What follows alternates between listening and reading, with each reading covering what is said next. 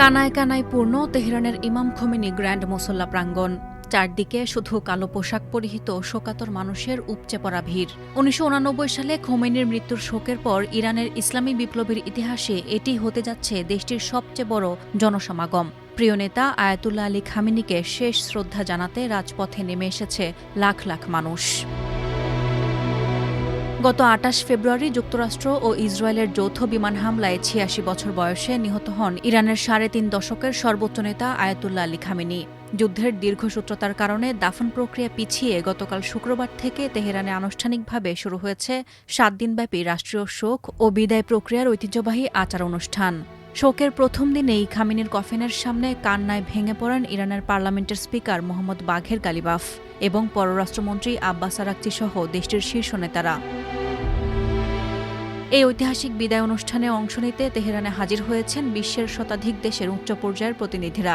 গতকালই খামেনির প্রতি শেষ শ্রদ্ধা জানিয়েছেন রাশিয়ার সাবেক প্রেসিডেন্ট দিমিত্রি মেদভেদেভ, পাকিস্তানের প্রধানমন্ত্রী শাহবাজ শরীফ, তুরস্কের ভাইস প্রেসিডেন্ট জেফতেদ ইয়েলমাজ, চীনের হে ওয়েই এবং আফগানিস্তানের তালেবান সরকারের প্রতিনিধিরা।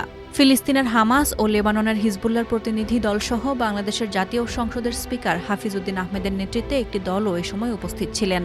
তবে ইরানের বিরুদ্ধে মার্কিন ইসরায়েলি আগ্রাসনকে সমর্থন করায় ইউরোপীয় ইউনিয়নের দেশগুলোকে এ অনুষ্ঠানে আমন্ত্রণ জানানো হয়নি। আজ শনিবার সকাল ৬টা থেকে সর্বস্তরের মানুষের শ্রদ্ধার জন্য মুসল্লার মূল ফটক খুলে দেওয়া হয়। কর্তৃপক্ষের ধারণা শনি ও রোববারের এই শোক অনুষ্ঠানে শুধু তেহরানেই সমাগম হবে ১.৫ থেকে ২ কোটি মানুষের। বিশৃঙ্খলা এড়াতে তেহরান জুড়ে নেওয়া হয়েছে নজিরবিহীন নিরাপত্তা ব্যবস্থা। বন্ধ করে দেওয়া হয়েছে আকাশপথ ও যান চলাচল। তবে ইসরায়েলি গুপ্ত হত্যার হুমকির মুখে নিরাপত্তার কারণে এই শোকযাত্রায় উপস্থিত থাকতে পারছেন না খামেনির ছেলে ও বর্তমান সর্বোচ্চ নেতা মুস্তফা আলী খামেনি। তেহরানের আনুষ্ঠানিকতা শেষে আগামী সোমবার খামেনির মরদেহবাহী শোকযাত্রাটি যাবে ইরানের পবিত্র নগরী কোমে।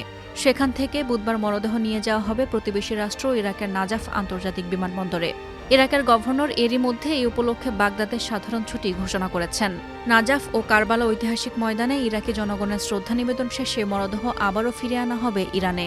পরে আগামী শুক্রবার খামেনির জন্মস্থান উত্তর পূর্বাঞ্চলের মাশহাদ শহরের ইমাম রেজার মাজারে তার চূড়ান্ত দাফন সম্পন্ন হবে।